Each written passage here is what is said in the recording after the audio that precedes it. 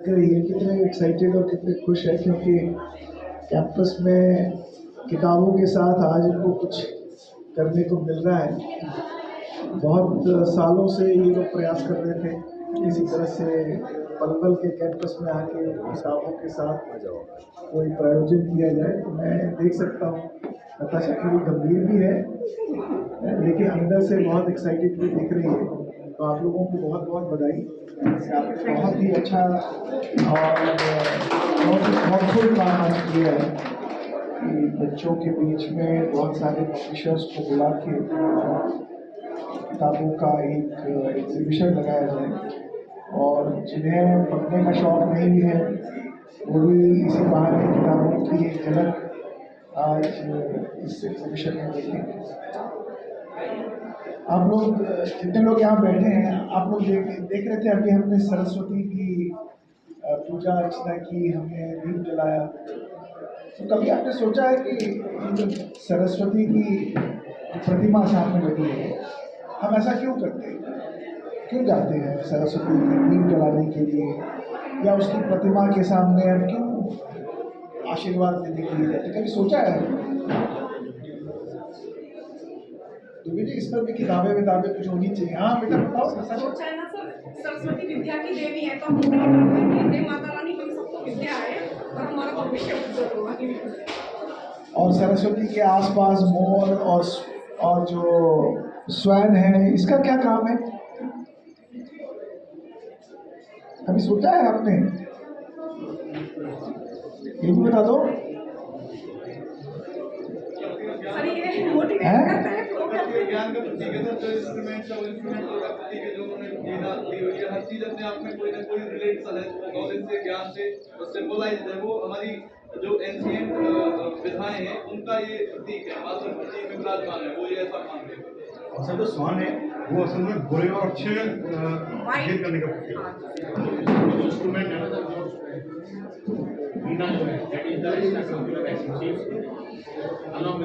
देखो पूरा सिलेबस बना दिया इन्होंने यहाँ। नहीं आप ठीक कह रहे हो, ऐसा है हमारी जो संस्कृति है ना, भारत की जो संस्कृति है, इस संस्कृति में एक बड़ी विचित्र बात है कि हमारे पूर्वजों ने, हमारे जो पुराने समय में जो ऋषि मुनि रहा करते थे, जो अपनी तप शक्ति से, तपश्चर्या से, जिन्होंने एक चीज़ का आभास किया कि जो बहुत सारी शक्तियाँ हैं, जैसे ज्ञान की शक्ति है, हवा की शक्ति है, पानी की शक्ति है, धरती की शक्ति है, धूप की शक्ति है, हर एक जो एनर्जी है वो एनर्जी को आप पर्सोनिफाई कैसे कर सकते हो, कैसे दिखा सकते हो। जैसे आप आज भगवान शंकर को किसी रूप में दिखा देते हो, अब वो वैसे है कि नहीं है ये तो कोई सही तरीके से बता नहीं सकता, लेकिन जिन्होंने भी उनकी कल्पना की होगी, उनकी बहुत सारी शक्तियों की कल्पना की होगी, उन्होंने उस कल्पना को अपने चित्र के रूप में समाज के सामने लाया होगा। ये भी एक वे है देखने का। इसी प्रकार से जो शक्ति ज्ञान अर्जित करने की है, यानी जो नॉलेज है, जब नॉलेज की एक एनर्जी को किसी ने सोचा होगा, किसी महर्षि ने सोचा होगा कि ये नॉलेज कैसी होनी चाहिए, कैसी दिखेगी, क्योंकि नॉलेज को आप कैसे उसकी अभिव्यक्ति चित्र में कैसे करोगे। तो ये जो आप देखते हैं कभी उनको एक स्वैन के साथ देखते हैं, जैसे आपने कहा कि स्वैन जो है वो उसकी एक बड़ी क्वालिटी है, वो दूध और पानी दोनों को अलग करने की शक्ति रखता है एज ए फिजिकल एंटिटी। तो ज्ञान और अज्ञानता को भी जो अलग कर सके और उसको डिस्टिंग्विश कर सके। वीणा है हाथ में, एक विश्व एक म्यूजिकल पटस्थल पर है, तो उसमें बैलेंस कैसे, उस वाणी का बैलेंस कैसे हो सकता है। तो विभिन्न प्रकार की जो उनके चार हाथ हैं, दो आगे हैं, दो पीछे हैं, तो आगे मटीरियल वर्ल्ड का काम करती हैं, पीछे स्पिरिचुअल वर्ल्ड का काम करती है, ये भी एक इंटरप्रिटेशन है।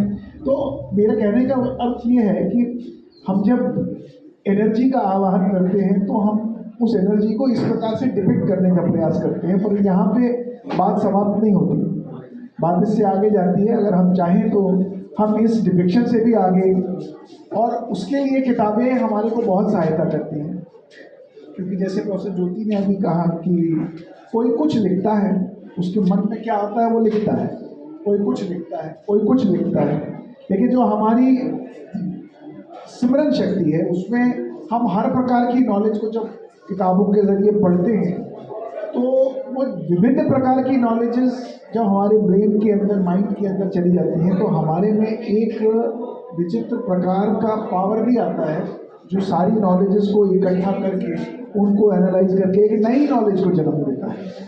Purpose of reading books is not knowledge, but उस नॉलेज से जो नई अंडरस्टैंडिंग क्रिएट होती है, वो अंडरस्टैंडिंग लेवल पर अगर आप नहीं जाते हैं तो नॉलेज के लेवल पर ही रहेगी। इसलिए मेरा मानना ये है कि जब आप किताबें पढ़ते हैं तो उनको केवल नॉलेज गेन करने के लिए पढ़ना अनिवार्य नहीं है, ज़रूरी नहीं है। उस नॉलेज को गेन करके उस नॉलेज से हम अगले लेवल की नॉलेज क्या निकालेंगे। अदरवाइज जो नॉलेज हमने पढ़ी वो तो किसी ने ऑलरेडी समझ लिया है और उसने अपने विचार हमें दे दिए, लेकिन हम उन विचारों के ऊपर मंथन जब तक नहीं करेंगे और एक नए लेवल की नॉलेज नहीं निकालेंगे तो हमारा पढ़ना सार्थक नहीं है। तो इसलिए पढ़ना ज़रूरी है और नॉलेज के लिए किताबों का ज्ञान लेना ज़रूरी है, लेकिन वो अंत नहीं है। उस नॉलेज से आप विभिन्न प्रकार की नॉलेज, यानी हमारे भारत में जिसको हम बोलते थे श्रवण, मनन और निधिध्यासन। श्रवण का मतलब था कि जब किताबें नहीं होती थी तो जो शिक्षक, जो शिशु होता था वो गुरु के पास बैठता था और सुनता था। श्रवण यानी सुनना, बाद में किताबें आई। और मनन का अर्थ था कि जो आपने सुना उसके ऊपर आप कैसे कंटेम्पलेट करते हो। गुरु ने तो शब्द कहा, मैंने उस शब्द के ऊपर नए शब्दों को क्रिएट किया, वो मनन था। और फिर निधिध्यासन ये था कि मैं उसमें अप्लाई कैसे करता हूँ, मैं उसकी जो कार्यविधि, जो नई नॉलेज मैंने क्रिएट की। तो किताबों से भी यही मेरा मानना है कि किताब पढ़ना अपने में एंड नहीं। किताब पढ़ने के बाद आप उसमें से क्या निकालते हैं और अपनी नई नॉलेज कैसे क्रिएट करते हैं। अगर आप वो नहीं कर पाते हैं तो आप बेसिक लेवल पर ही अपने आप को जीवन में रखते हैं। आप अपने आप को ट्रांसफॉर्म, किताबों का जो इस्तेमाल है वो अपने आप को ट्रांसफॉर्म करने के लिए बहुत ज़रूरी है। मुझे याद है कश्मीर में एक बड़ी अच्छी कहानी है। हमारे यहाँ ज़ैनुल आबिदीन राजा थे और ज़ैनुल आबिदीन, जिसका नाम बड़शाह भी था, बहुत सारे लोगों ने पढ़ा होगा। तो ये राजा एक बार बड़ा बीमार हुआ क्योंकि कश्मीर के जो मूल निवासी थे उनका पलायन बहुत हुआ था क्योंकि वहाँ पे विदेशी लोग आए और मारकाट की। तो जब राजा ये वहाँ का राजा बना, ये शासक वहाँ का बना, तो हुआ क्या कि ये बीमार हो गया, वो बहुत ज़्यादा बीमार हुआ और ये दवाई किसी से लेता नहीं था। तो फिर उन्होंने वैद्य हकीमों को बुलाया कि इसको दवाई कैसे दे, दवाई देता नहीं था।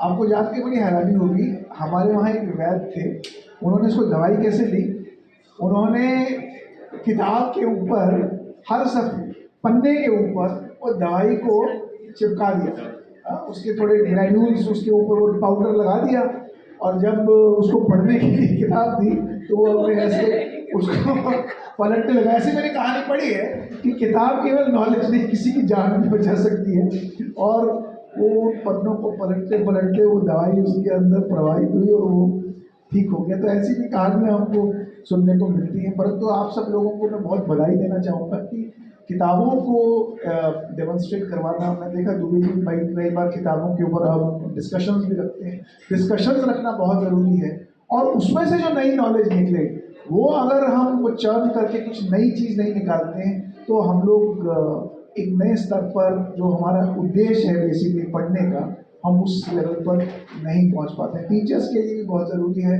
एक हमारा होता है टीचिंग सिंड्रोम। तो टीचिंग सिंड्रोम ये है कि हमने तो पीएचडी कर ली, पढ़ लिया, बस इसके आगे तो अब कोई पढ़ाई है नहीं। ये जीवन की सबसे बड़ी असफलता का एक कारण है। अगर टीचर बनने के बाद आपने कंटिन्यूसली अपनी लर्निंग को नए लेवल्स पर इवॉल्व करने का प्रयास नहीं किया तो आप अपने जीवन में एक अच्छे टीचर के रूप में शिक्षकों को रूपांतरित, जो बच्चे हैं उनको रूपांतरित नहीं कर पाएंगे कभी भी जीवन में, एक अच्छे शिक्षक भी नहीं कर पाएंगे। तो इसलिए पढ़ना, नॉलेज गेन करना, उसको अंडरस्टैंड करना और उसमें से नई चीज़ निकालना, ये हमारा उद्देश्य होना चाहिए और किताबों का इसमें बहुत बड़ा योगदान है। अपने जीवन में कुछ फेवरेट बुक्स भी रखनी चाहिए जिन्हें समय समय पर आप रेफर करते रहें। मैं जब किताबें पढ़ने का शौक़ मेरे को भी लगा कई 20-25 साल पहले। तो मेरी आदत क्या है, मैं जब कोई किताब पढ़ता हूँ और मुझे कोई अच्छी चीज़ लगती है, मैं उसको अंडरलाइन करता हूँ, उसका फ़ोटो लेता हूँ या उसको अपने नोटबुक में डालता हूँ। मेरे घर में कभी आप आएंगे तो आप देखेंगे चारों ओर से मेरे रूम में छोटे छोटे चिट बने हुए होंगे। और जब मेरे को समय मिलता है, कोई ऐसी परिस्थिति आती है, बड़ी कठिन परिस्थिति होती है, तो उन चिटों को मैं इकट्ठा करता हूँ और उनमें से जो अच्छे चिट होते हैं उनको पढ़ना शुरू करता हूँ, क्योंकि उस समय की जो रिफ्लेक्शन होती है वो मुझे याद आती है और मुझे और प्रेरणा मिल जाती है। और ये हमें एक मेंटर की तरह भी कभी ना कभी हेल्प करते हैं। इसलिए आप लोगों को एक बार फिर बधाई और बहुत बहुत धन्यवाद दुबे जी और ताशा आप लोगों का कि आप लोगों ने ये कार्यक्रम आयोजित किया। आप अभी भी स्ट्रेस में लग रहे हो, क्या बात है, सब ठीक है? नहीं सर, मुझे दुबे जी परेशान तो नहीं कर रहे? ज़्यादा काम का प्रेशर तो नहीं है? नहीं सर, मैं कर लेती हूँ। खुश हो या सैटरडे में छुट्टी नहीं हुई इसलिए? सर आप तो खुश ही है।